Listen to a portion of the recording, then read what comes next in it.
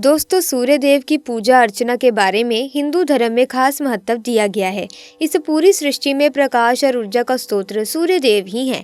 यही कारण है कि सूर्य को स्वास्थ्य, पिता और आत्मा का कारक भी विशेष रूप से माना गया है। सूर्य को जल का अर्घ देने से सभी तरह के कष्ट भी दूर हो जाते हैं। अगर आपकी कुंडली में सूर्य भारी हो या उसकी दशा खराब हो तो आप केवल जल चढ़ाकर इससे मुक्ति पा सकते हैं। हर रोज सूर्य देव को जल चढ़ाने का शास्त्रों में भी खास महत्व बताया गया है।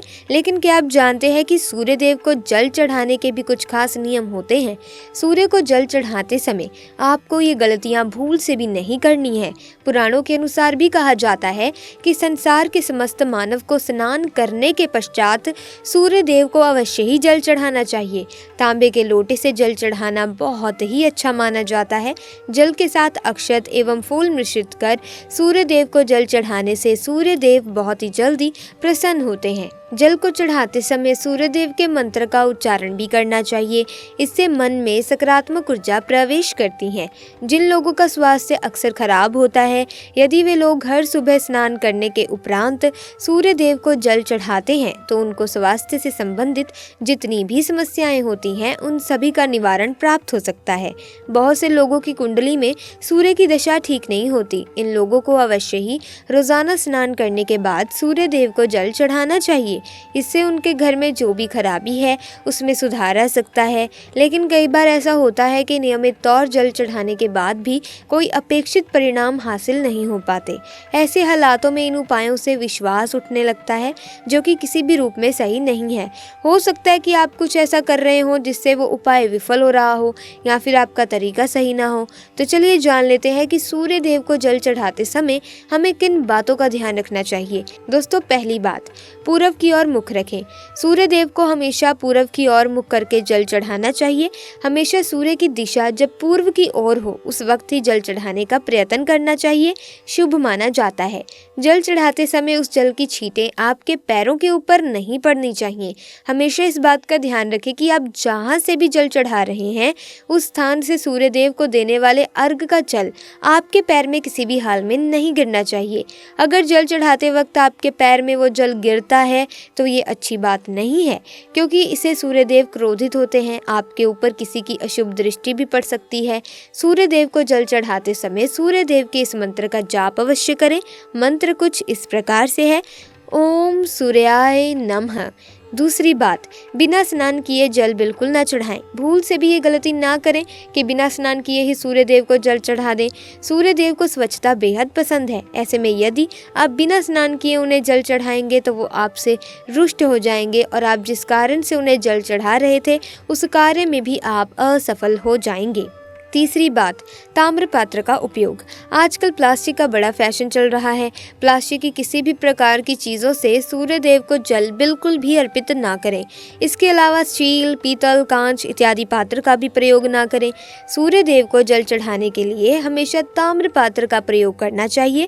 इसके पीछे वैज्ञानिक कारण ये भी है कि सूर्य देव की उष्णता से प्लास्टिक से कुछ जहरीली गैसेस निकलती हैं जो हमारी सेहत के लिए भी अच्छी नहीं होती। चौथी बात, ब्रह्म मुहूर्त में ही अर्पित करें जल। कोशिश करें कि ब्रह्म मुहूर्त में ही आप सूर्य देव को जल अर्पित करें। ब्रह्म मुहूर्त का समय अर्थात सुबह के 3 से 5 बजे का समय सूर्य देव को जल अर्पण करने का सबसे अच्छा समय माना जाता है। जल चढ़ाने से पूर्व आपकी नियमित क्रियाकलाप भी पूर्ण होनी चाहिए। आप स्वच्छ वस्त्र पहनकर ही सूर्य को अर्घ दें। ऐसा करने से नवग्रह अर्थात 9 ग्रह की कृपा जल चढ़ाने वाले व्यक्ति के ऊपर सदैव बनी रहती है। पांचवी बात, अक्षत एवं फूल अवश्य हो। सूर्य देव को जल चढ़ाते समय जल में अक्षत, रौली, फूल अवश्य होने चाहिए।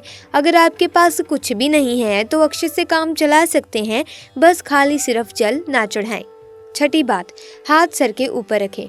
हमेशा अपने हाथ को सर के ऊपर रखकर ही सूर्य देव को जल अर्पित करना चाहिए।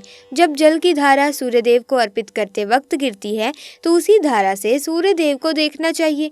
कहा जाता है कि ऐसा करने से व्यक्ति के ऊपर सूर्य देव की कृपा बनी रहती है एवं व्यक्ति के मन में सकारात्मक ऊर्जा भी प्रवेश करती है। सातवीं बात, चप्पल ना पहने। भूल से भी आपके पैर में चप्पल होनी नहीं चाहिए। यदि आप सूर्य देव को चप्पल पहनकर जल जल अर्पण करेंगे तो वो आपसे रुष्ट हो जाएंगे और आपके जीवन के सभी काम रुक जाएंगे और आप जीवन में कभी आगे नहीं बढ़ पाओगे। इसीलिए हमेशा सूर्य देव को नंगे पैरों में रहकर ही जल अर्पित करें, बहुत ही शुभ माना गया है। 8वीं बात, रविवार के दिन अवश्य जल चढ़ाएं। आप हर दिन सूर्य देव को जल चढ़ाएं या ना चढ़ाएं, लेकिन रविवार के दिन सूर्य को अवश्य जल चढ़ाना चाहिए, क्योंकि रविवार का दिन सूर्य भगवान का दिन होता है। इस दिन को अवश्य ही हर व्यक्ति को सूर्य देव को जल अर्पित करना चाहिए।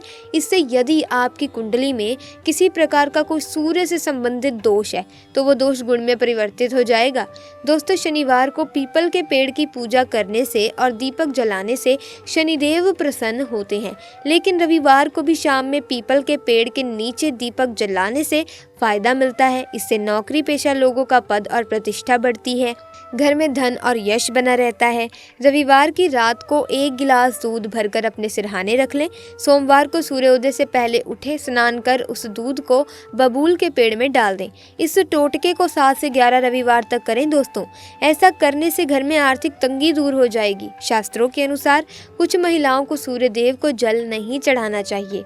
शास्त्रों में कुछ ऐसी महिलाएं बताई गई हैं जिनसे सूर्य देव को जल अर्पित नहीं करना चाहिए, वरना भयंकर पाप लगता है। तो आइए अब जान लेते हैं सूर्य देव को जल किन महिलाओं को अर्पित नहीं करना चाहिए। नंबर 1, सबसे ज़्यादा जो महिलाएं सवाल पूछना चाहती हैं वो ये हैं कि क्या वो मासिक धर्म के दौरान सूर्य देव को जल अर्पित कर सकती हैं या नहीं। तो चलिए इस बारे में जान लेते हैं। दोस्तों, मासिक धर्म के दौरान औरतें अपवित्र होती हैं और इसीलिए मासिक धर्म के दौरान कुछ काम नहीं करने चाहिए। जैसे अचार को हाथ नहीं लगाना चाहिए, वो खराब हो जाता है। मंदिर नहीं जाना चाहिए, चौराहे पर नहीं जाना चाहिए क्योंकि इससे बुरी नजर लग सकती है। ऐसे ही पौधों में पानी भी नहीं देना चाहिए, इससे पौधे सूख जाते हैं। और कोई भी धार्मिक कार्य भी नहीं करना चाहिए। इसीलिए आपको मासिक धर्म के दौरान सूर्य देव को जल भी अर्पित नहीं करना चाहिए। मासिक धर्म के चौथे दिन स्नान करने के बाद ही कोई भी धार्मिक कार्य आप कर सकते हैं।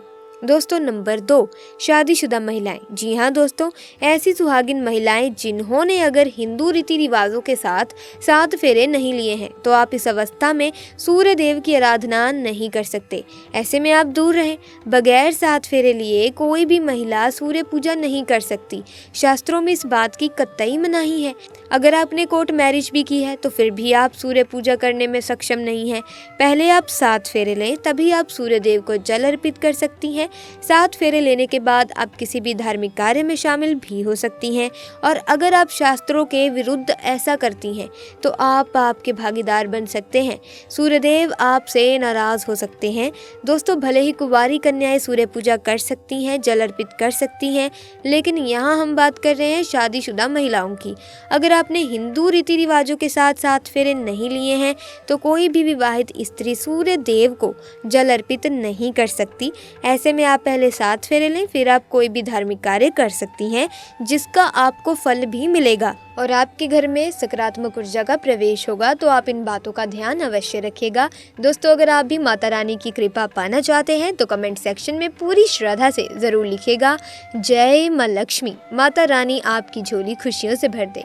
दोस्तों, मिलेंगे नेक्स्ट वीडियो में। वीडियो को लाइक करें, शेयर करें। अगर आपको ऐसी वीडियोस देखना पसंद है, ऐसी वीडियोस की अपडेट पाने के लिए आप हमारे चैनल को सब्सक्राइब कर सकते हैं, बेल आइकन को प्रेस कर सकते हैं ताकि नए वीडियोस की अपडेट आपको मिलती रहे। आपका बहुत बहुत धन्यवाद।